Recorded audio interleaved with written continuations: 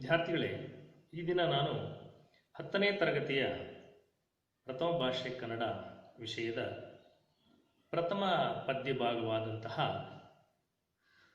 ಸಂಕಲ್ಪ ಗೀತೆ ಈ ಒಂದು ಪದ್ಯ ಭಾಗವನ್ನು ನಾನಿವತ್ತು ನಿಮಗೆ ತಿಳಿಯಪಡಿಸ್ತಾ ಇದ್ದೀನಿ. ವಿದ್ಯಾರ್ಥಿಗಳೇ, ಸಂಕಲ್ಪ ಗೀತೆ ಅಂದರೆ ಸಂಕಲ್ಪ ಅಂದರೆ ಏನು? ಈ ಪದದ ಅರ್ಥವನ್ನು ನಾವು ನೋಡಿದಾಗ ಒಂದು ನಿರ್ಧಾರ ಅಂತಕ್ಕಂಥ ಒಂದು ಅರ್ಥ ಸಿಗುತ್ತೆ. ಸಂಕಲ್ಪ ಗೀತೆ ಅಂತಂದ್ರೆ ನಿರ್ಧಾರ, ದೃಢವಾದಂತಹ ನಿರ್ಧಾರದ ಒಂದು ಗೀತೆ ಅಂತಕ್ಕಂಥ ಅರ್ಥ ಸಿಗುತ್ತೆ ನಮಗೆ. ಹಾಗಾದ್ರೆ ಈ ಪದ್ಯ ಭಾಗದಲ್ಲಿ ಕವಿ ಯಾವ ನಿರ್ಧಾರದ ಬಗ್ಗೆ ತಿಳಿಯಪಡಿಸಿದ್ದಾರೆ ಅನ್ನೋದನ್ನ ನಾವಿವತ್ತು ತಿಳ್ಕೊಳ್ಳೋಣ. ಪ್ರಥಮವಾಗಿ ಈ ಪದ್ಯ ಭಾಗವನ್ನ ಬರೆದಂತಹ ಕವಿಯ ಒಂದು ಪರಿಚಯವನ್ನ ನೋಡೋಣ ನಾವು. ಕವಿ GS ಶಿವರುದ್ರಪ್ಪ ಅಂತೇಳಿ ಕನ್ನಡದ ಖ್ಯಾತ ಕವಿಗಳ ಸಾಲಿನಲ್ಲಿ ಈ GS ಶಿವರುದ್ರಪ್ಪ ಅಂತಕ್ಕಂಥ ಇವರು ಕೂಡ ಒಬ್ಬರಾಗಿದ್ದಾರೆ. ಇವರು ಪೂರ್ಣ ಹೆಸರು ಗುಗ್ಗರಿ ಶಾಂತವೀರಪ್ಪ ಶಿವರುದ್ರಪ್ಪ ಎಂತಕ್ಕಂಥ ಒಂದು ಪೂರ್ಣ ಹೆಸರು ಗುಗ್ಗರಿ ಶಾಂತವೀರಪ್ಪ ಶಿವರುದ್ರಪ್ಪ ಅಂತಕ್ಕಂಥದ್ದು ಇವರ ಪೂರ್ಣ ಹೆಸರು. ಇವರ ಒಂದು ಕಾಲ ಕ್ರಿಸ್ತ ಶಕ 1926. ಇವರ ಕಾಲ 1926. ಕ್ರಿಸ್ತ ಶಕ 1926ರಲ್ಲಿ ಇವರು ಜನಿಸ್ತಾರೆ. ಇವರ ಸ್ಥಳ ಶಿವಮೊಗ್ಗ ಜಿಲ್ಲೆಯ ಶಿಕಾರಿಪುರ.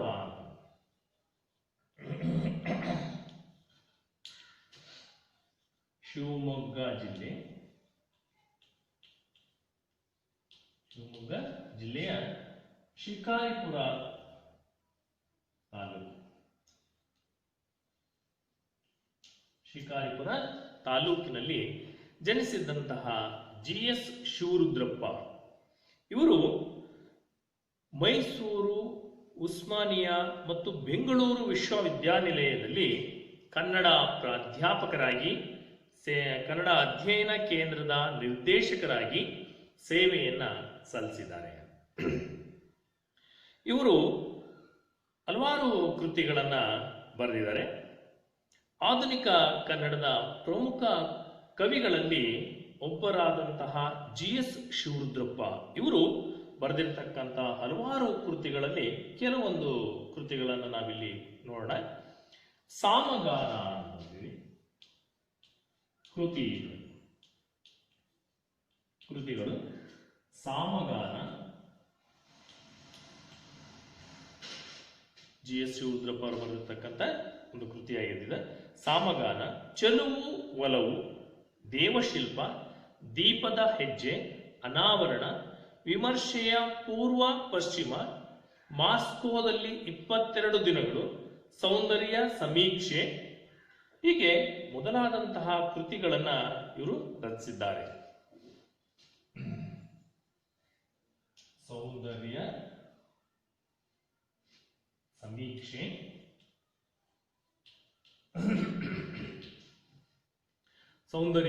ಸಮೀಕ್ಷೆ, ಹೀಗೆ ಹಲವಾರು ಕೃತಿಗಳನ್ನ ಇವರು ರಚಿಸಿದ್ದಾರೆ.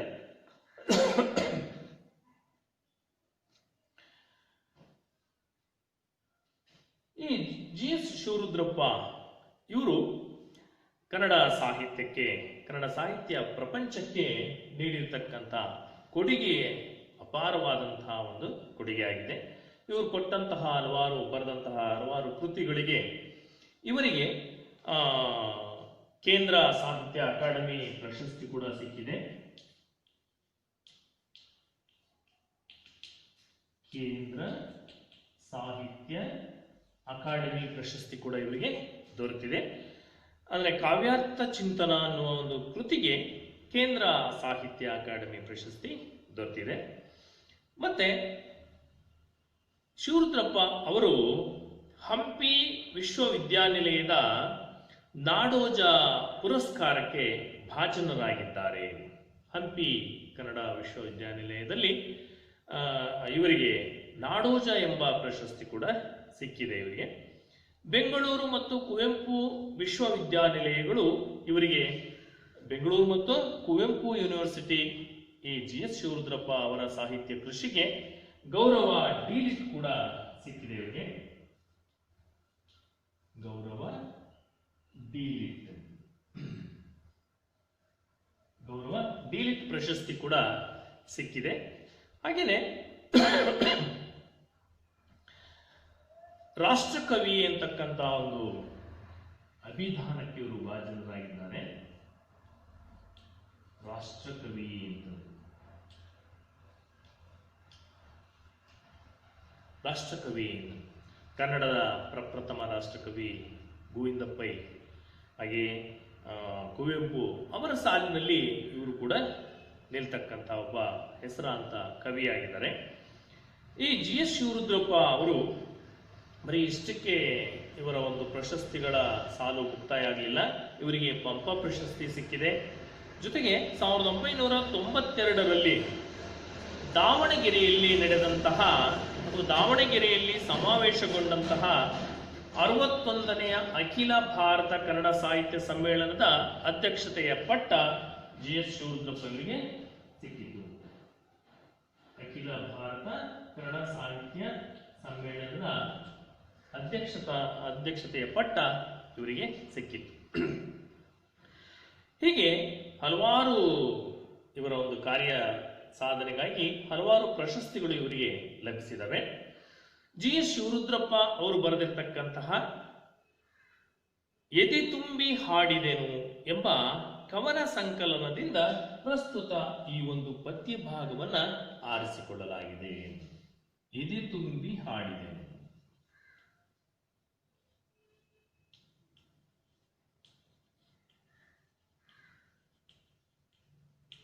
ಈ ಎದೆ ತುಂಬಿ ಹಾಡಿದೆನು ಎಂಬ ಕವನ ಸಂಕಲನದಿಂದ ಪ್ರಸ್ತುತ ಈ ಒಂದು ಪದ್ಯ ಭಾಗವನ್ನ ಆರಿಸಿಕೊಳ್ಳಲಾಗಿದೆ. ಈ ಪದ್ಯ ಭಾಗದಲ್ಲಿ ಕವಿಯ ಆಶಯ ಭಾವ ಏನು ಅನ್ನೋದನ್ನು ಕೂಡ ನಾವಿಲ್ಲಿ ಕಾಣಬಹುದಾಗಿದೆ. ಜೀವನದಲ್ಲಿ ಧನಾತ್ಮಕ ಭಾವನೆಯನ್ನು, ದೃಢ ಸಂಕಲ್ಪವನ್ನು ಹೊಂದಿರಬೇಕು. ಪ್ರತಿಯೊಬ್ಬ ಮನುಷ್ಯರು ಜೀವನದಲ್ಲಿ ಒಂದು ಧನಾತ್ಮಕವಾದಂತಹ ಭಾವನೆಯನ್ನು ಹೊಂದಿರಬೇಕು. ಧನಾತ್ಮಕ ಭಾವನೆ ಅಂತಂದ್ರೆ ನಮ್ಮಿಂದ ಈ ಕಾರ್ಯ ಆಗುತ್ತೆ, ಈ ಕೆಲಸ ನನ್ನಿಂದ ಸಾಧ್ಯ ಆಗುತ್ತೆ ಅನ್ನುವ ಒಂದು ಮನೋಭಾವನ ಪ್ರತಿಯೊಬ್ಬರು ಹೊಂದಿರಬೇಕು. ನಾನು ಇದನ್ನು ಮಾಡಬಲ್ಲೆ, ಇದನ್ನು ಓದಬಲ್ಲೆ, ಇದನ್ನು ನಾನು ಅರಗಿಸಬಲ್ಲೆ, ತಿಳ್ಕೊಳ್ಬಲ್ಲೆ, ಈ ಕೆಲಸ ನನ್ನಿಂದ ಆಗುತ್ತೆ ಎನ್ನುವ ಒಂದು ಧನಾತ್ಮಕವಾದಂತಹ ಒಂದು ಭಾವನೆಯನ್ನ ಹೊಂದಿರತಕ್ಕಂಥದ್ದು ಬಹಳ ಮುಖ್ಯ ಅಂತಕ್ಕಂಥದ್ದನ್ನ ಈ ಒಂದು ಪದ್ಯ ಭಾಗದಲ್ಲಿ ನಾವು ಕಾಣಬಹುದಾಗಿದೆ. ಜೊತೆಗೆ ದೃಢವಾದ ಸಂಕಲ್ಪ ಇರಬೇಕು. ನಾನು ಮಾಡಿಯೇ ಮಾಡ್ತೇನೆ, ಈ ಕೆಲಸ ನನ್ನಿಂದ ಆದೇ ಆಗುತ್ತೆ ಅಂತ ಒಂದು ನಿರ್ಧಾರವನ್ನು ಕೂಡ ನಾವು ಮಾಡಬೇಕಾಗತ್ತೆ. ಅಂತಹ ಒಂದು ಆಶಯವನ್ನ ಈ ಪದ್ಯ ಭಾಗದಲ್ಲಿ ಕವಿ ವ್ಯಕ್ತಪಡಿಸ್ತಾರೆ. ಯಾವುದೇ ರೀತಿಯ ಸವಾಲುಗಳನ್ನು ಸವಾಲುಗಳು ಎದುರಾದಾಗ ಆತ್ಮವಿಶ್ವಾಸದ ಸಂಕಲ್ಪ ನಿಷ್ಠೆಯಿಂದ ಕ್ರಿಯಾಶೀಲರಾದಾಗ ಯಶಸ್ಸು ಲಭಿಸುತ್ತದೆ. ಅಂದ್ರೆ ನಮ್ಮಲ್ಲಿ ಧನಾತ್ಮಕ ಭಾವನೆ ಅಂತಕ್ಕಂಥದ್ದು ಇದ್ದಾಗ, ಧನಾತ್ಮಕ ಭಾವನೆಯಿಂದ ಕೂಡಿದ ಆತ್ಮವಿಶ್ವಾಸ ಅಥವಾ ದೃಢ ನಿರ್ಧಾರ, ದೃಢ ಸಂಕಲ್ಪ ನಾವು ಮಾಡಿದಾಗ ಆ ಕೆಲಸ ಅಂತಕ್ಕಂಥದ್ದು ಸುಲಭವಾಗಿ ಆಗುತ್ತೆ. ಜೊತೆಗೆ ಅದೆಂತಹ ಕಠಿಣ ಸವಾಲುಗಳು ಕೂಡ ಎದುರಾದರೂ ನಾವು ಅದನ್ನ ಎದುರಿಸುವಂತಹ ಒಂದು ಶಕ್ತಿ ನಮಗೆ ಬರುತ್ತೆ ಅಂತಕ್ಕಂಥ ಮಾತನ್ನ ಈ ಪದ್ಯ ಭಾಗದಲ್ಲಿ ಒಂದು ಆತ್ಮವಿಶ್ವಾಸವನ್ನು ತುಂಬುವಂತಹ ಪ್ರಯತ್ನ ಕವಿ GS ಶಿವರುದ್ರಪ್ಪ ಅವರು ಮಾಡಿದ್ದಾರೆ. ಸಂಕಲ್ಪ, ಆತ್ಮವಿಶ್ವಾಸದ ಸಂಕಲ್ಪ ನಿಷ್ಠೆಯಿಂದ ಕ್ರಿಯಾಶೀಲರಾದಾಗ ಯಶಸ್ಸು ನಮಗೆ ಲಭಿಸುತ್ತದೆ. ಭೇದ ಭಾವಗಳನ್ನು ಹೋಗಲಾಡಿಸಿ ಐಕ್ಯದಿಂದ ಪ್ರಯತ್ನಶೀಲರಾದಾಗ ಬಲ ವರ್ಧಿಸುತ್ತದೆ. ಅಂದ್ರೆ ನಮ್ಮಲ್ಲಿ ಯಾವುದೇ ರೀತಿಯ ಭೇದ ಭಾವ, ತಾರತಮ್ಯವನ್ನು ಮಾಡದೇ ಇದ್ದಾಗ, ನಮ್ಮಲ್ಲಿ ಒಂದು ಐಕ್ಯ ಮನೋಭಾವನೆಯನ್ನ ವೃದ್ಧಿಸಿಕೊಂಡಾಗ ಆ ಒಂದು ದಿಸೆಯಲ್ಲಿ ಪ್ರಯತ್ನಶೀಲರಾದಾಗ, ಪ್ರಯತ್ನ ಪಟ್ಟಾಗ ನಮ್ಮ ಬಲ ಇಮ್ಮಡಿಯಾಗುತ್ತದೆ, ಮುಮ್ಮಡಿಯಾಗುತ್ತದೆ, ನಾಲ್ಮಡಿಯಾಗುತ್ತದೆ. ಹೀಗೆ ವೃದ್ಧಿಸ್ತಾ ಹೋಗುತ್ತೆ. ಆಗ ಎಂತಹ ಕಠಿಣ ಸವಾಲುಗಳಿದ್ರೂ ಸಹ ಅವುಗಳನ್ನು ಎದುರಿಸ್ತಕ್ಕಂಥ ಆತ್ಮಸ್ಥೈರ್ಯ ನಮಗೆ ಬರುತ್ತೆ. ಭಯ ಮತ್ತು ಅನುಮಾನ ಆವರಿಸಿರುವಂತಹ ಸಮಾಜವನ್ನು ದೃಢನಿಷ್ಠೆಯಿಂದ ಸ್ವಾಸ್ಥ್ಯದ ನೆಲೆಯಾಗಿಸುವ ಹಣತೆ ಹಚ್ಚಿದಾಗ ಕತ್ತಲೆ ದೂರವಾಗುತ್ತದೆ. ಅಂದ್ರೆ ಈ ಸಮಾಜದಲ್ಲಿ ಒಂದು ರೀತಿಯ ಒಂದು ಭಯ ಇದೆ, ಮತ್ತೆ ಅನುಮಾನ ಇದೆ. ಒಂದು ಗಾದೆ ಮಾತನ್ನು ಕೇಳಿರ್ಬೋದು, ತೆಲುಗಿನಲ್ಲಿ ಒಂದು ಮಾತಿದೆ, ಅನುಮಾನಂ ಪೆದ್ದ ರೋಗಂ ಅಂತ. ಅಂದ್ರೆ ಅನುಮಾನ ಅಂತಕ್ಕಂಥದ್ದು ಒಂದು ದೊಡ್ಡ ರೋಗ ಇದ್ದ ಹಾಗೆ. ಆ ರೋಗಕ್ಕೆ ಮದ್ದಿಲ್ಲ ಅಂತ, ಔಷಧಿ ಇಲ್ಲ.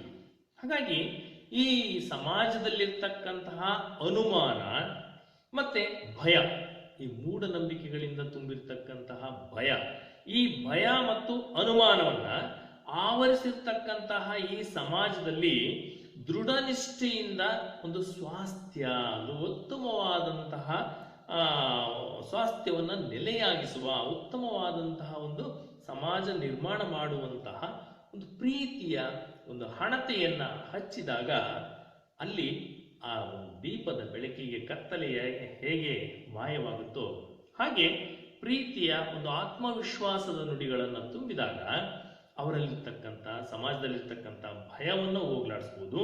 ಜೊತೆಗೆ ಅದನ್ನು ಅವರ ಮನುಷ್ಯರ ನಡುವೆ ಇರ್ತಕ್ಕಂಥ ಒಂದು ಅನುಮಾನವನ್ನು ಕೂಡ ಹೋಗ್ಲಾಡಿಸ್ಬೋದು ಅಂತಕ್ಕಂಥದ್ದು, ಅದು ದೂರ ಆಗುತ್ತೆ ಎನ್ನುವ ಮಾತನ್ನ ಈ ಪದ್ಯ ಭಾಗದಲ್ಲಿ ಕವಿ ವ್ಯಕ್ತಪಡಿಸಿದ್ದಾರೆ. ಇದನ್ನೇ ಎದೆ ತುಂಬಿ ಹಾಡಿದನು ಎಂಬ ಈ ಕವನ ಸಂಕಲನದಿಂದ ಆದಂತಹ ಸಂಕಲ್ಪ ಗೀತೆ ಪದ್ಯದಲ್ಲಿ ಕವಿ ಜಿ ಎಸ್ ಶಿವರುದ್ರಪ್ಪ ಅವರು ಬಹಳ ಸುಂದರವಾಗಿ ಭಾವಗೀತೆಯ ಮೂಲಕ ವ್ಯಕ್ತಪಡಿಸಿದ್ದಾರೆ. ಅದೇ ಈ ಕವನದ ಒಂದು ಆಶಯವಾಗಿದೆ. ಅಂದ್ರೆ ಸಮಾಜದಲ್ಲಿರ್ತಕ್ಕಂತಹ ವ್ಯಕ್ತಿಗಳ ನಡುವೆ ಇರುವಂತಹ ಭಯವನ್ನು ಹೋಗಲಾಡಿಸ್ತಕ್ಕಂಥದ್ದು, ಜೊತೆಗೆ ಅವರಲ್ಲಿರ್ತಕ್ಕಂತಹ ರಾಗದ್ವೇಷಗಳನ್ನ ಹೋಗಲಾಡಿಸುವಂತಹ ಒಂದು ಪ್ರೀತಿಯ ವಿಶ್ವಾಸದ ನುಡಿಗಳ ಮೂಲಕ ಒಂದು ಹೊಸ ಸಮಾಜ ನಿರ್ಮಾಣ ಮಾಡುವುದೇ ಲೇಖಕರ, ಕವಿಯ ಒಂದು ಆಶಯ ಆಗಿದೆ. ಈ ಒಂದು ಪದ್ಯ ಭಾಗದಲ್ಲಿ ಬರ್ತಕ್ಕಂತಹ ಕೆಲವೊಂದು ಕಠಿಣ ಪದಗಳ ಅರ್ಥವನ್ನು ನೋಡೋಣ.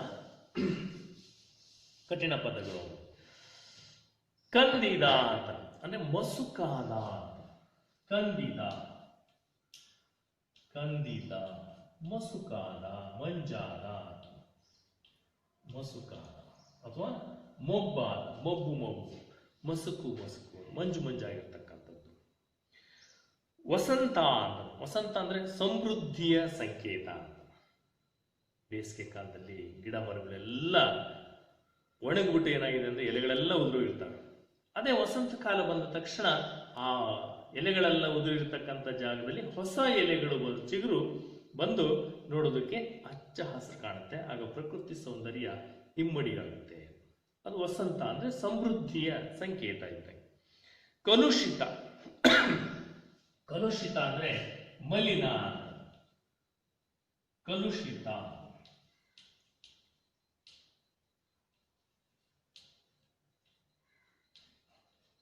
ಕಲುಷಿತ ಅಂದ್ರೆ ಮಲಿನ,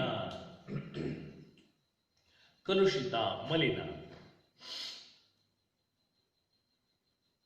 ಹಡಗು, ಹಡಗು ಅಂದ್ರೆ ಒಂದು ನಾವೆ ಅಂತ, ನೌಕೆ.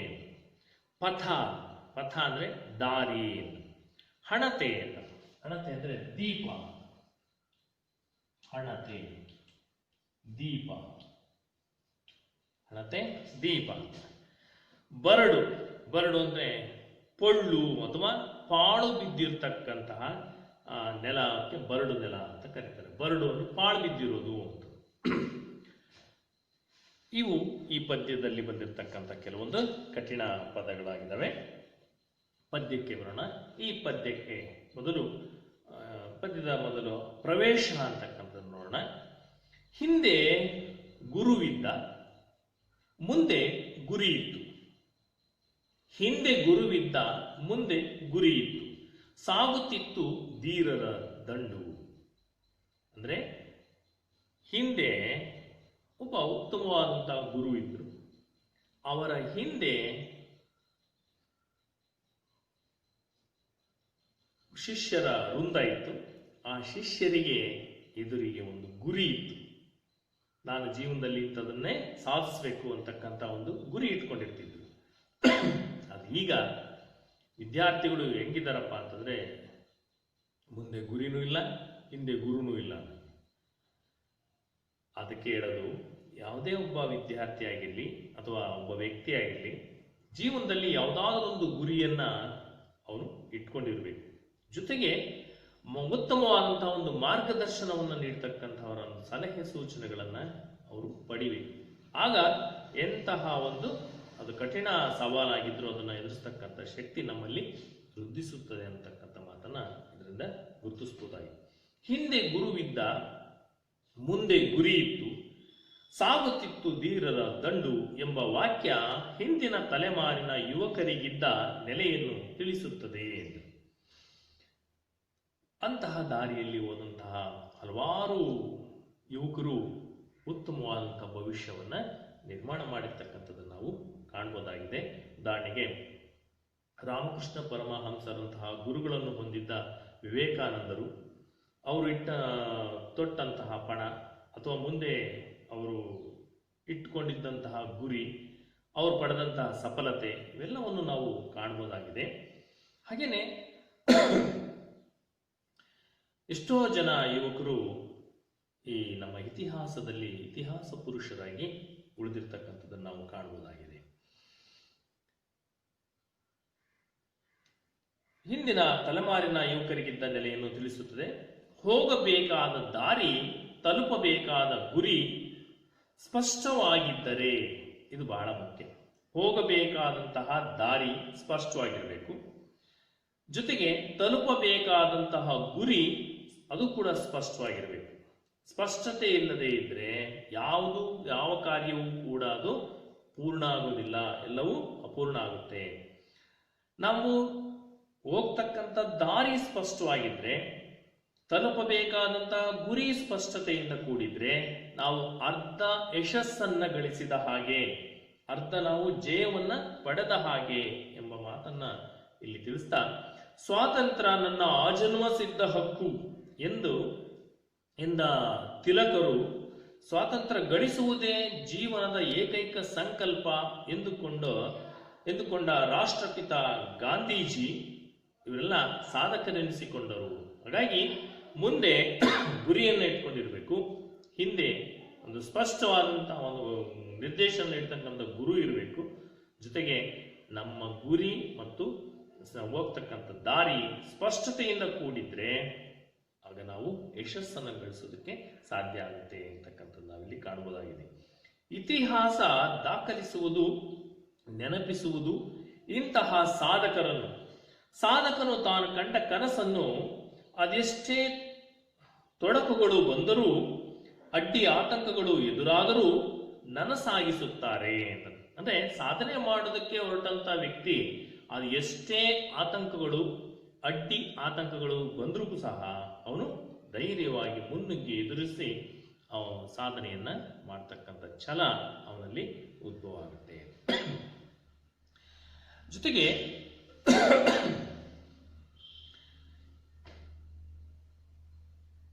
ಹೀಗೆ ಸಂಕಲ್ಪದತ್ತ ದೃಢ ನಿರ್ಧಾರದಿಂದ ಕಾರ್ಯಶೀಲರಾದಾಗ ಅಸಾಧ್ಯವಾದುದು ಯಾವುದೂ ಇಲ್ಲ. ದೃಢ ಸಂಕಲ್ಪದಿಂದ ಏನೇನನ್ನೋ ಸಾಧಿಸಬಹುದೆಂಬುದನ್ನು ರಾಷ್ಟ್ರಕವಿ ಜಿ ಶಿವರುದ್ರಪ್ಪನವರು ಸಂಕಲ್ಪ ಎಂಬ ಭಾವಗೀತೆಯಲ್ಲಿ ಸರಳವಾಗಿ, ಸುಂದರವಾಗಿ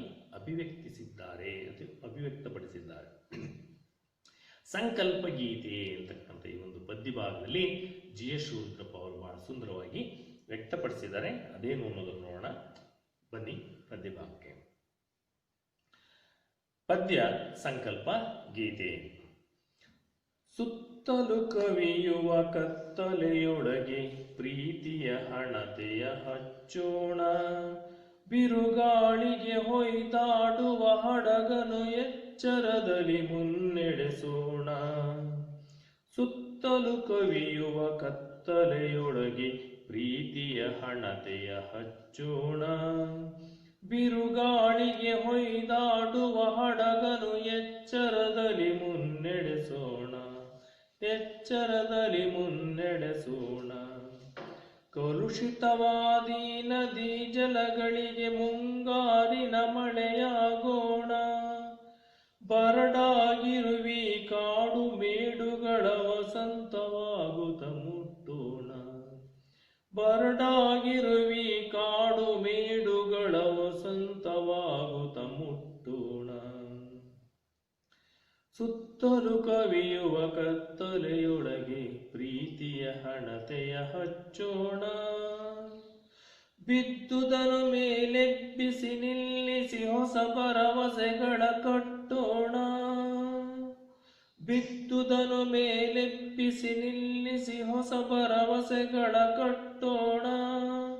ಮನುಜರ ನಡುವಣ ಅಡ್ಡಗೋಡೆಗಳ ಕೆಡವುತ್ತ ಸೇತುವೆಯಾಗೋಣ. ಮನುಜರ ನಡುವಣ ಅಡ್ಡಗೋಡೆಗಳ ಕೆಡವುತ್ತ ಸೇತುವೆಯಾಗೋಣ.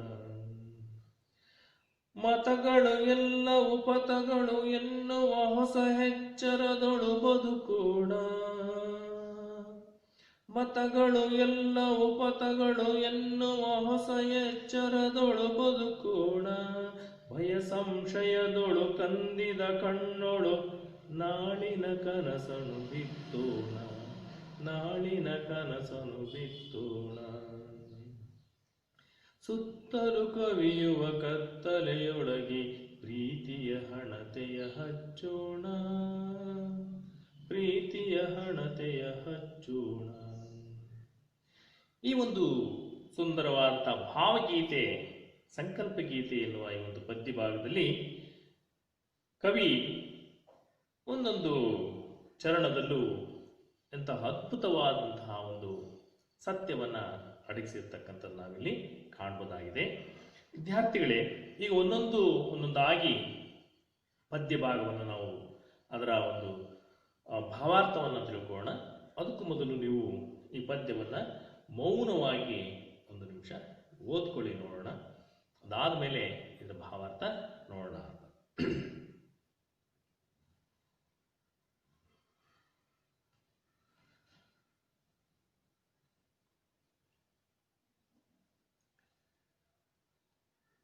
ವಿದ್ಯಾರ್ಥಿಗಳೇ, ಈಗ ಒಂದೊಂದಾಗಿ ಪದ್ಯವನ್ನ ಅದರ ಭಾವಾರ್ಥವನ್ನು ನೋಡೋಣ. ಮೊದಲನೇದಾಗಿ, ಸುತ್ತಲೂ ಕವಿಯುವ ಕತ್ತಲೆಯೊಳಗೆ ಪ್ರೀತಿಯ ಹಣತೆಯ ಹಚ್ಚೋಣ. ಬಿರುಗಾಳಿಗೆ ಹೊಯ್ದಾಡುವ ಹಡಗನು ಎಚ್ಚರದಲ್ಲಿ ಮುನ್ನಡೆಸೋಣ. ವಿದ್ಯಾರ್ಥಿಗಳೇ, ಈ ಒಂದು ಚರಣದಲ್ಲಿ ಅಥವಾ ಈ ಒಂದು ಪದ್ಯ ಭಾಗದಲ್ಲಿ ನಮ್ಮ ಸುತ್ತಲೂ ಹಬ್ಬಿರುವಂತಹ ಸಮಾಜದಲ್ಲಿರ್ತಕ್ಕಂಥ ಮನುಷ್ಯರು ಅಥವಾ ಜನ ತಮ್ಮ ಸುತ್ತಮುತ್ತಲು ಎಲ್ಲ ಹಬ್ಬಿಸ್ಕೊಂಡ್ಬಿಟ್ಟಿದ್ದಾರೆ. ಏನನ್ನ? ರಾಗ, ದ್ವೇಷ, ಅಸೂಯೆ ಎನ್ನುವಂತಹ ಅಂಧಕಾರವನ್ನು ತುಂಬಿಕೊಂಡ್ಬಿಟ್ಟಿದ್ದಾರೆ. ಒಬ್ಬನ ಕಂಡ್ರೆ ಇನ್ನೊಬ್ಬನಿಗಾಗಲ್ಲ, ಅವನ ಕಂಡ್ರೆ ಇವನಿಗಾಗಲ್ಲ, ಇವನ್ ಕಂಡ್ರೆ ಅವನಿಗಾಗಲ್ಲ. ಹೀಗೆ ರಾಗ ದ್ವೇಷಗಳನ್ನ ಹಬ್ಬಿಸಿಕೊಂಡು ಒಂದು ರೀತಿಯ ಅಂಧಕಾರದಲ್ಲಿ ಕತ್ತಲೆಯನ್ನ ಕಳೀತಾ ಇರ್ತಕ್ಕಂಥ ಈ ಒಂದು ಸಮಾಜದಲ್ಲಿ, ಅಂದ್ರೆ ಕತ್ತಲೆಯಲ್ಲಿ ಮುಳುಗೋಗ್ಬಿಟ್ಟಿದ್ದಾರೆ, ಅಂಧಕಾರದಲ್ಲಿ ಮುಳುಗೋಗ್ಬಿಟ್ಟಿದ್ದಾರೆ. ಅವನು ರಾಗ ದ್ವೇಷಗಳಿಂದಲೇ ಎಲ್ಲ ಸಮಾಜದಲ್ಲಿ ಜನ ಮುಳುಗೋಗ್ಬಿಟ್ಟಿದ್ದಾರೆ. ಇಂತಹ ಅಂಧಕಾರದಲ್ಲಿರುವಂತಹ ಆ ಕತ್ತಲೆಯ ಒಳಗೆ ಒಂದು ಪ್ರೀತಿಯ ಹಣತೆಯನ್ನ ಹಚ್ಚೋಣ. ಪ್ರೀತಿ ಎಂಬ ದೀಪವನ್ನ ಹಚ್ಚಿಡೋಣ. ದೀಪ ಹಚ್ಚಿಟ್ರೆ ಏನಾಗುತ್ತೆ? ಕತ್ತಲೆ ಮಾಯ ಆಗುತ್ತೆ, ಕತ್ತಲೆ ಕಳೆಯುತ್ತೆ. ಆ ಕತ್ತಲೆಯನ್ನ ಕಳೆಯಬೇಕಾದ್ರೆ ದೀಪವನ್ನ ಹಚ್ಚಿಡ್ಬೇಕು. ಆದ್ರೆ ಈ ದ್ವೇಷ, ಅಸೂಯೆಯನ್ನ ತುಂಬಿರ್ತಕ್ಕಂತಹ ಈ ಮನುಷ್ಯರ ಮನಸ್ಸಿನಲ್ಲಿ ಪ್ರೀತಿ ಎನ್ನುವ ಒಂದು ಹಣತೆಯನ್ನ ಅಥವಾ ದೀಪವನ್ನ ಹಚ್ಚಿಟ್ಟಾಗ ಆಗ ಅಲ್ಲಿ ರಾಗ ದ್ವೇಷಗಳಿಗೆ ಜಾಗ ಇರೋದಿಲ್ಲ ಎನ್ನುವ ಮಾತನ್ನ ಕವಿ ಬಹಳ ಸುಂದರವಾಗಿ ಇಲ್ಲಿ ವ್ಯಕ್ತಪಡಿಸಿದ್ದಾರೆ. ಬಿರುಗಾಳಿಗೆ ಹೊಯ್ದಾಡುವ ಹಡಗನು ಎಚ್ಚರದಲ್ಲಿ ಮುನ್ನಡೆಸೋಣ ಅಂತ. ಬಿರುಗಾಳಿಗೆ ನೀವು ನೋಡಿರ್ಬೋದು, ಸಮುದ್ರದಲ್ಲಿ ಬಿರುಗಾಳಿ ಬೀಸ್ತಾ ಇರುತ್ತೆ. ಅಲ್ಲಿರ್ತಕ್ಕಂತಹ ದೋಣಿ ಅಥವಾ ಹಡಗುಗಳು ಆ ಬಿರುಗಾಳಿಯ ಹೊಡೆತಕ್ಕೆ ಅವು ಹೊಯ್ದಾಡ್ತಾ ಇರ್ತಾವ, ಆ ಕಡೆ ಈ ಕಡೆ ಹೊಯ್ದಾಡ್ತಾ ಇರ್ತವೆ. ಕೆಳಗಡೆ ಅಲೆಗಳ ಒಂದು ಅಬ್ಬರ, ಜೊತೆಗೆ ಅಲೆಗಳು ಬಿರುಗಾಳಿ ಹೆಚ್ಚಾದಂತೆ ಅಲೆಗಳ ಅಬ್ಬರ ಹೆಚ್ಚಾಗುತ್ತೆ. ಅಲೆಗಳ ಅಬ್ಬರ ಹೆಚ್ಚಾದಾಗ ಆ ದೋಣಿ ಅಥವಾ ಹಡಗಿನ ಒಂದು ಸ್ಥಿಮಿತ ಕಳ್ಕೊಳ್ಳುತ್ತೆ. ಹಾಗಾಗಿ ಅಂತಹ ಒಂದು ಸಂದರ್ಭದಲ್ಲಿ, ಅಂದ್ರೆ ಬಿರುಗಾಳಿಗೆ ಹೊಯ್ದಾಡುವ ಹಡಗನ್ನ ನಾವಿಕ ಏನ್ ಮಾಡ್ತಾನೆ, ಬಹಳ ಎಚ್ಚರಿಕೆಯಿಂದ ನಡೆಸ್ತಾನೆ. ಅದು ಯಾವ ರೀತಿ ಒಯ್ದಾಡುತ್ತೋ ಅದೇ ರೀತಿ ಅದಕ್ಕೆ ಸಮನಾದ ರೀತಿಯಲ್ಲಿ ಆ ಹಡಗನ್ನ ರಕ್ಷಣೆ ಮಾಡುವ ನಿಟ್ಟಿನಲ್ಲಿ ಅವನು ಹಡಗನ್ನ ಮುನ್ನಡೆಸ್ತಾ ಹೋಗ್ತಾನೆ. ಅದೇ ರೀತಿ ಸಂಸಾರ ಸಾಗರದ ಬಿರುಗಾಳಿಗೆ ಸಿಲುಕಿ ಹೊಯ್ದಾಡುತ್ತಿರುವಂತಹ ಈ ಬದುಕೆಂಬ ಹಡಗನ್ನ ಎಚ್ಚರದಲ್ಲಿ ಮುನ್ನಡೆಸುವ ಒಂದು ಸಂಕಲ್ಪವನ್ನ ನಾವು ಕೈಗೊಳ್ಳುವುದರಿಂದ ಎಂತಹ ಸವಾಲುಗಳು ಬಂದರೂ ಸಹ ಅವುಗಳನ್ನು ನಾವು ಧೈರ್ಯವಾಗಿ ಎದುರಿಸಬಹುದು ಅಂತಕ್ಕಂಥದ್ದನ್ನ ಕವಿ ಈ ಒಂದು ಪದ್ಯ ಭಾಗದಲ್ಲಿ ನಮಗೆ ತಿಳಿಯಪಡಿಸಿದ್ದಾರೆ. ಇದು ಅವರ ಒಂದು ಆಶಯ ಭಾವ ಕೂಡ ಆಗಿದೆ. ಅಂದ್ರೆ ಸಂಸಾರ ಎನ್ನುವ ಒಂದು ಬಿರುಗಾಳಿ, ಸಂಸಾರ ಅನ್ನೋ ಬಿರುಗಾಳಿಗೆ ಸಿಕ್ಕಂತಹ ಸಮುದ್ರದಲ್ಲಿ ಯಾವ ರೀತಿ ಹಡಗು ಬಿರುಗಾಳಿಗೆ ಸಿಕ್ಕು ಒಯ್ದಾಡ್ತಾ ಇರುತ್ತೋ, ಹಾಗೆ ಈ ಜೀವನದಲ್ಲಿ, ಸಂಸಾರ ಅನ್ನುವ ಒಂದು ಜೀವನದಲ್ಲಿ ಈ ಬದುಕು ಅಂತಕ್ಕಂಥ ಒಂದು ಹಡಗು ಅದು ಒಯ್ದಾಡ್ತಾ ಇರುತ್ತೆ. ಆ ಬದುಕನ್ನು ಅಥವಾ ಜೀವನವನ್ನು ನಾವು ಬಹಳ ಎಚ್ಚರಿಕೆಯಿಂದ ನಡೆಸಬೇಕು. ಆ ಎಚ್ಚರಿಕೆಯನ್ನು ನಾವು ಯಾವಾಗ ಎಚ್ಚರಿಕೆಯಿಂದ ನಾವು ನಡೆಸ್ತೀವೋ ಆಗ ನಮ್ಮ ಜೀವನ ಸುಗಮವಾಗಿ ಇರುತ್ತೆ ಅಂತಕ್ಕಂಥ ಮಾತನ್ನ ಈ ಪದ್ಯ ಭಾಗದಲ್ಲಿ ಕವಿ ಜಿ.ಎಸ್. ಶಿವರುದ್ರಪ್ಪ ಅವರು ವ್ಯಕ್ತಪಡಿಸಿದ್ದಾರೆ. ಹಾಗೇನೆ ನಾವು ಮುಂದುವರೆದು ನೋಡಿದಾಗ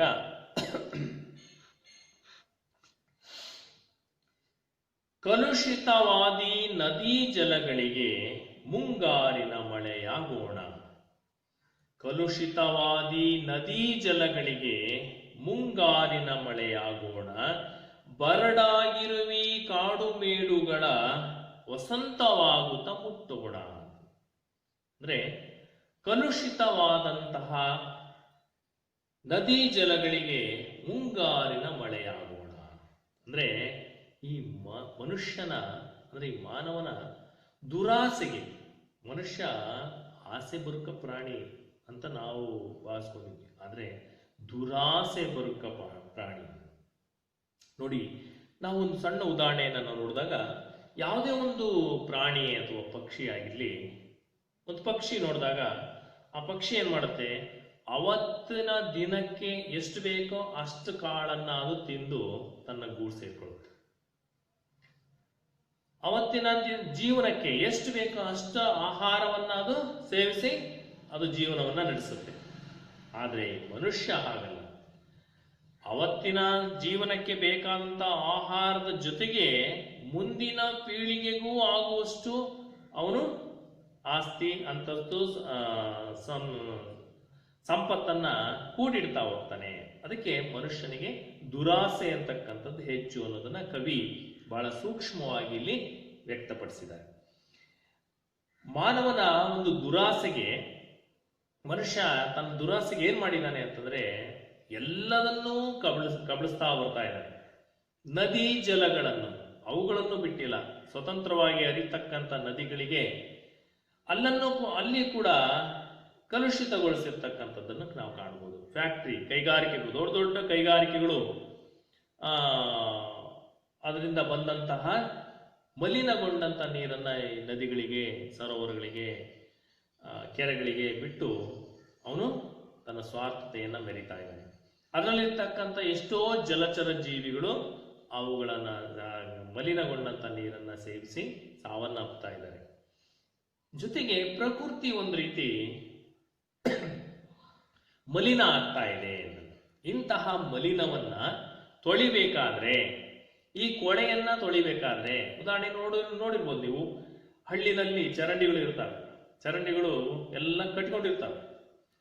ಆ ಚರಂಡಿ ಎಷ್ಟೇ ಕ್ಲೀನ್ ಮಾಡಿದ್ರು ಸುಮ್ಮನೆ ಕಟ್ಕೊಳ್ತಾನೆ ಇರ್ತವೆ. ಆದರೆ ಆ ಚರಂಡಿಯನ್ನ ಶಾಶ್ವತವಾಗಿ ಅಥವಾ ಸಂಪೂರ್ಣವಾಗಿ ಸ್ವಚ್ಛಗೊಳಿಸ್ತಕ್ಕಂಥದ್ದು ಅಂತಂದ್ರೆ ಮುಂಗಾರು ಮಳೆ ಬಂದಾಗ ಮಾತ್ರ ಆ ಚರಂಡಿಗಳೆಲ್ಲ ಸ್ವಚ್ಛ ಆಗ್ತವೆ. ಅಂತಹ ಮುಂಗಾರು ಮಳೆ ಆಗಬೇಕು ಅನ್ನೋದೇ ಕವಿಯ ಒಂದು ಆಶಯ. ಮನುಷ್ಯನ ದುರಾಸೆಗೆ ಕಲುಷಿತವಾಗಿರುವಂತಹ ನದಿ ಜಲಗಳನ್ನ ಶುದ್ಧೀಕರಿಸಲು ನಾವು ಏನಾಗಬೇಕು? ಮುಂಗಾರಿನ ಮಳೆ ಆಗೋಣ. ಕಲುಷಿತವಾದಿ ನದಿ ಜಲಗಳಿಗೆ ಮುಂಗಾರಿನ ಮಳೆಯಾಗೋಣ. ಆ ಮುಂಗಾರು ಮಳೆ ಬಂದು ಎಲ್ಲ ಮಲಿನತೆಯನ್ನ ತೊಳೆದು ಹಾಕುತ್ತೆ. ಹಾಗಾಗಿ ಈ ನದಿಯನ್ನ ಸ್ವಚ್ಛಗೊಳಿಸ್ಬೇಕಂದ್ರೆ, ಶುದ್ಧೀಕರಿಸ್ಬೇಕಂದ್ರೆ ಮುಂಗಾರು ಮಳೆ ಬರಲೇಬೇಕು. ಅಂತಹ ಮುಂಗಾರು ಮಳೆಯ ರೀತಿಯಲ್ಲಿ ಸಮಾಜವನ್ನು ನಾವು ಶುದ್ಧೀಕರಿಸಬೇಕಾಗುತ್ತೆ ಅನ್ನೋದ ಸಂದೇಶವನ್ನ ಈ ಸಾಲುಗಳಲ್ಲಿ ಕವಿ ವ್ಯಕ್ತಪಡಿಸಿದ್ದಾರೆ. ಬರಡಾಗಿರುವಿ ಕಾಡು ಮೇಡುಗಳ ವಸಂತವಾಗುತ್ತ ಮುಟ್ಟೋಣ ಅಂತ. ಅಂದ್ರೆ ಬರಡಾಗಿರ್ತಕ್ಕಂತಹ, ಬರಡು ಭೂಮಿ ಆಗಿರ್ತಕ್ಕಂತಹ ಈ ಕಾಡು ಮೇಡುಗಳು ನೋಡಿರ್ಬೋದು. ಮನುಷ್ಯನ ದುರಾಸೆಗೆ ಬರೀ ನದಿಗಳಷ್ಟೇ ಬಲಿಯಾಗಿಲ್ಲ, ಕಾಡುಗಳು ಮತ್ತೆ ಭೂಮಿ ಎಲ್ಲದನ್ನೂ ಕೂಡ ಮನುಷ್ಯ ಏನ್ ಮಾಡಿದ್ದಾನೆ? ಲಪ್ಟಾಯಿಸ್ತಾ ಹೋಗ್ತಿದ್ದಾನೆ. ಕಾಡನ್ನ ಕಡಿದು ನಾಡನ್ನು ಮಾಡಕ್ ಹೊರಟಿದ್ದಾನೆ. ಕಾಡಿನಲ್ಲಿರ್ತಕ್ಕಂಥ ಎಷ್ಟೋ ಮರ ಗಿಡಗಳನ್ನೆಲ್ಲ ಕಡಿದು ತನ್ನ ಸ್ವಾರ್ಥಕ್ಕೆ ಅದನ್ನ ಮಾರ್ಕೊಂಡು ದಿಢೀರ್ ಶ್ರೀಮಂತ ಆಗ್ಬೇಕು ಅನ್ನುವ ಒಂದು ದುರಾಸೆಯಿಂದ ಕಾಡನ್ನ ನೆಲಸ ಮಾಡ್ತಾ ಬಂದಿದ್ದಾನೆ. ಹಾಗಾಗಿ ಅಂತಹ ಕಾಡುಗಳು, ಬರಡಾಗಿರುವಿ ಕಾಡುಗಳು ಅಂದ್ರೆ ಅಂತಹ ಒಂದು ಬರಡಾಗಿರ್ತಕ್ಕಂತಹ ಕಾಡು ಮೇಡುಗಳು, ಇವುಗಳನ್ನೆಲ್ಲ ನಾವು ಉಳಿಸ್ಬೇಕಾಗಿದೆ. ಯಾಕೆಂದ್ರೆ ಮುಂದಿನ ಪೀಳಿಗೆಗೆ ನಾವು ಚಿತ್ರಪಟದಲ್ಲಿ ತೋರಿಸ್ಬೇಕಾಗುತ್ತೆ. ಇದು ಇಂಥ ಕಾಡು ನೋಡಿ ಅಂತಂದೇಳಿ. ಕಾಡು ಅಂದ್ರೆ ಹಿಂಗಿರುತ್ತೆ, ಗಿಡ ಮರದಿಂದ ಕೂಡಿರುತ್ತೆ ಅಂತ ಚಿತ್ರಪಟಗಳು ತೋರಿಸ್ಬೇಕಾಗತ್ತೆ ಮುಂದಿನ ಪೀಳಿಗೆಗೆ. ಅದಕ್ಕೋಸ್ಕರ ಎಲ್ಲವನ್ನೂ ನಾವು ಈ ಪೀಳಿಗೆಯಲ್ಲೇ ಮುಗಿಸಿ ನುಂಗಿ ನೀರು ಕುಡಿದ್ರೆ ಮುಂದಿನ ಪೀಳಿಗೆಗೆ ಕಾಡು ಎನ್ನುವ ಪದಕ್ಕೆ ಅರ್ಥವೇ ಇರೋದೇ ಇಲ್ಲ. ಅದಕ್ಕೋಸ್ಕರ ಶುದ್ಧವಾದ ಗಾಳಿ ಅದನ್ನೆಲ್ಲ ಪಡಿಬೇಕು ಅಂತಂದ್ರೆ ಗಿಡ ಮರಗಳು ಬೇಕು. ಕಾಡು ಅಂತಕ್ಕಂಥದ್ದು ಉಳಿಬೇಕು. ಅದನ್ನ ಉಳಿಸುವಂತಹ ಪರಿಸರ ಪ್ರೇಮಿಗಳಾಗಬೇಕು. ಜೊತೆಗೆ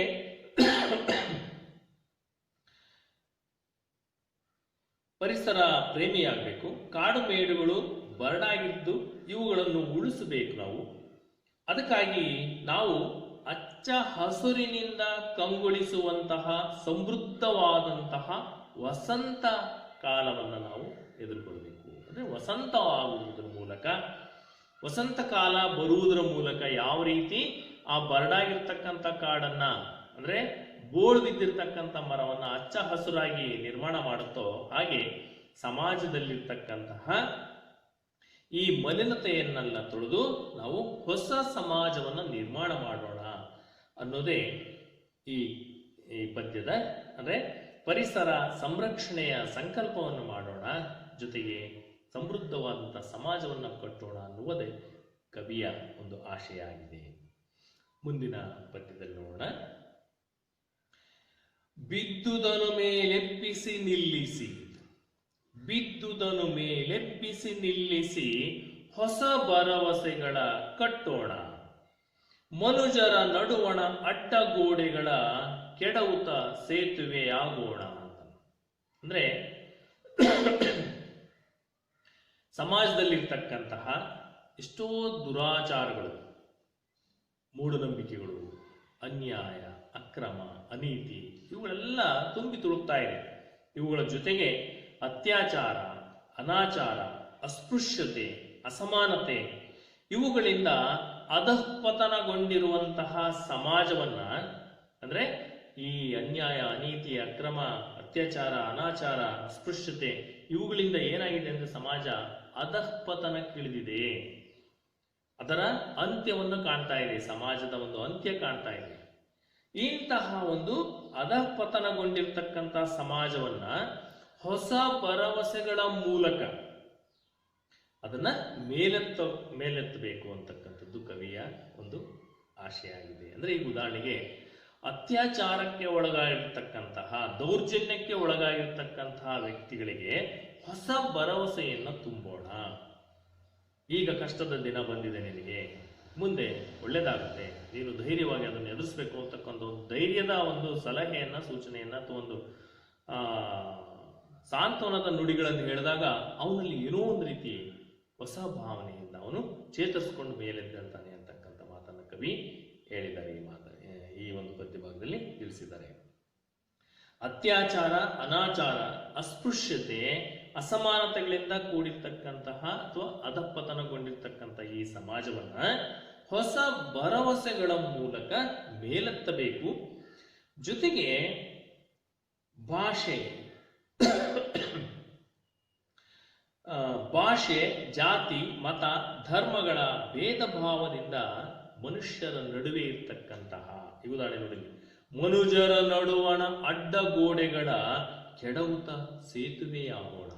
ಈ ಮನುಷ್ಯ ಏನ್ ಮಾಡ್ಕೊಂಡಿದ್ದಾರೆ ಅಂತಂದ್ರೆ, ತನ್ನ ನಡುವೆ ನಂದು ಆ ಜಾತಿ, ನಿಂದು ಈ ಜಾತಿ, ನನ್ನ ಮೇಲ್ಜಾತಿ, ನಿಂದು ಕೆಳ ಜಾತಿ, ಹೀಗೆ ಒಂದು ರೀತಿಯ ಜಾತಿಯ ಒಂದು ವ್ಯವಸ್ಥೆಯಲ್ಲಿ ಏನ್ ಮಾಡ್ಕೊಂಡಿದ್ದಾರೆ. ಮತ್ತೆ ಭಾಷೆಯ ವ್ಯವಸ್ಥೆಯಲ್ಲಿ ನನ್ನ ಭಾಷೆ ಮೇಲು, ನಿನ್ನ ಭಾಷೆ ಕೀಳು.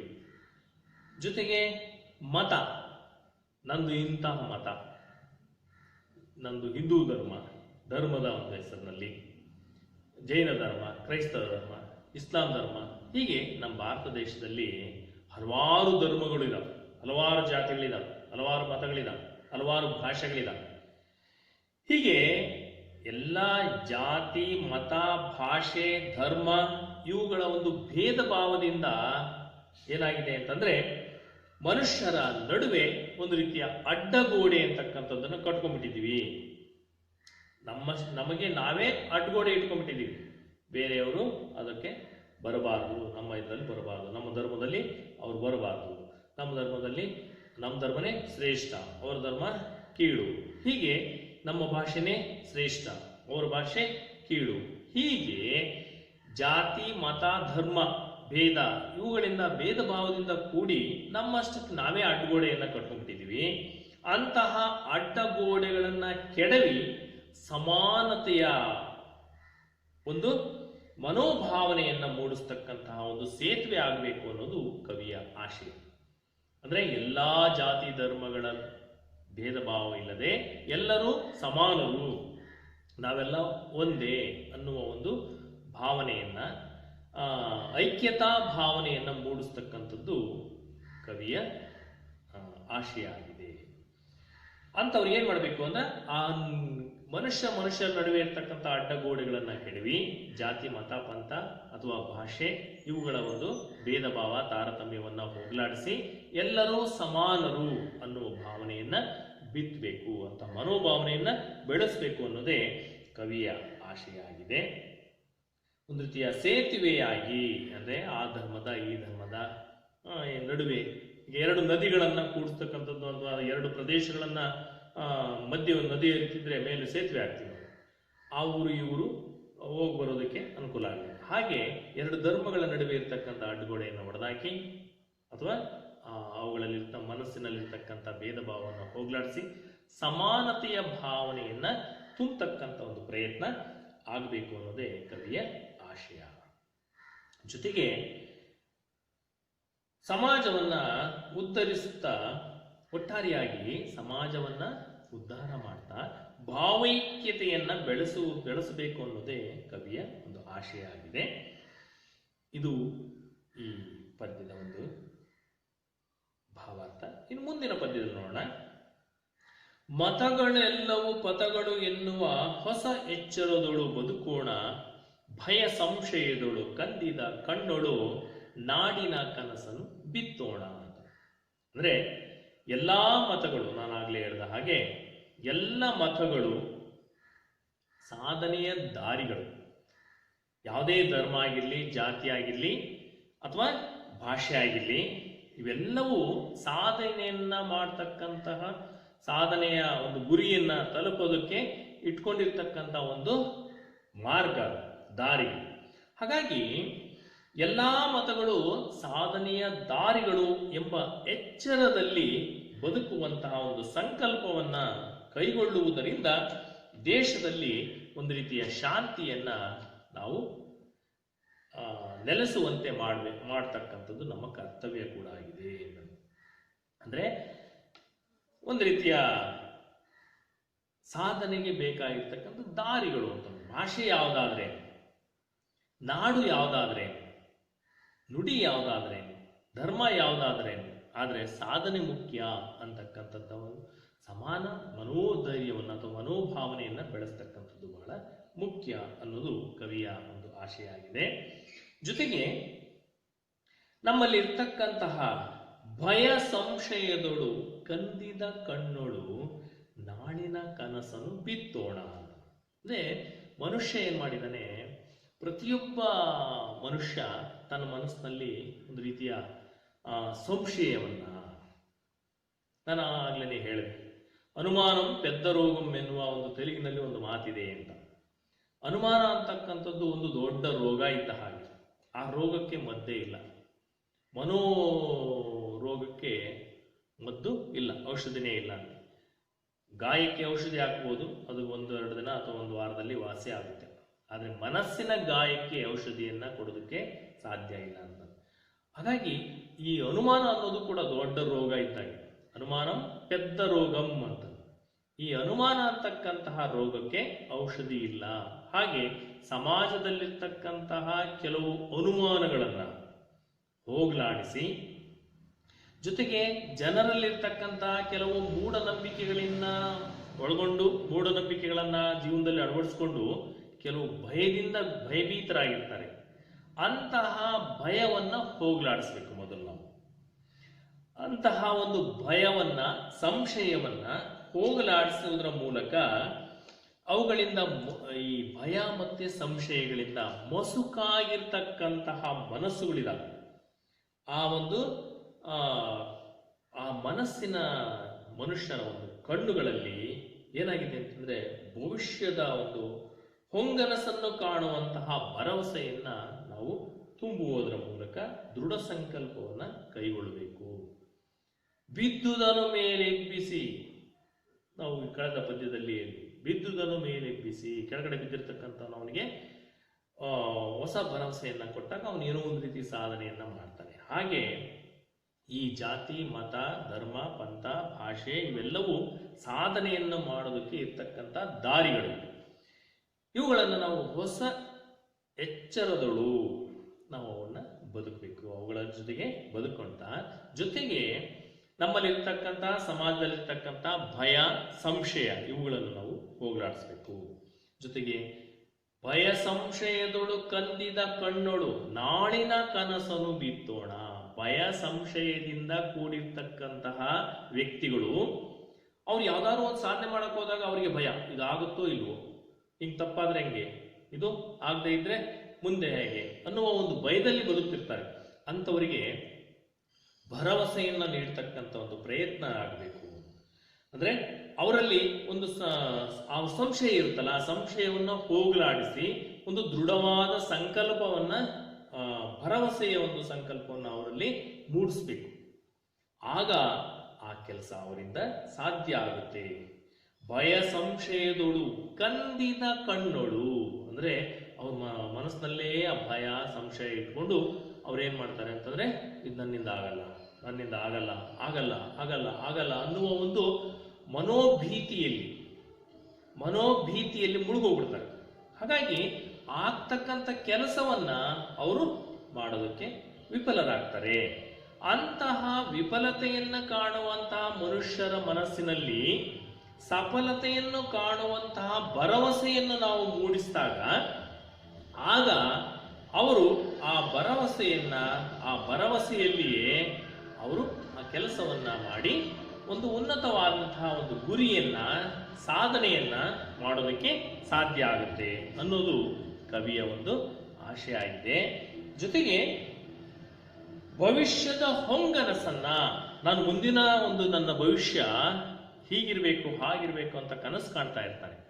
ಆ ಕನಸನ್ನ ನಾವು ನನಸು ಮಾಡುವ ನಿಟ್ಟಿನಲ್ಲಿ ಅವನಿಗೆ ಭರವಸೆಯನ್ನ ನೀಡುವುದರ ಮೂಲಕ ಆ ಕನಸು ನನಸಾಗಿಸುವಂತೆ ಅವನಿಗೆ ಭರವಸೆಯನ್ನು ಕೊಟ್ಟರೆ ಅಥವಾ ಅವನಿಗೆ ಆಸೆಯನ್ನು ತೋರಿಸಿದ್ರೆ ಅವನು ನಿರಾಶೆಯಿಂದ ಕೂಡಿರ್ತಕ್ಕಂಥ ಅವನ ಅನುಮಾನಗಳು ಅವು ಏನಾಗ್ತವೆ, ದೂರ ಆಗ್ತವೆ. ಅವನಲ್ಲಿ ಇರ್ತಕ್ಕಂತಹ ನಿರಾಶೆಯನ್ನು ಉಂಟು ಮಾಡುವಂತಹ ಭಯ ದೂರ ಆಗುತ್ತೆ.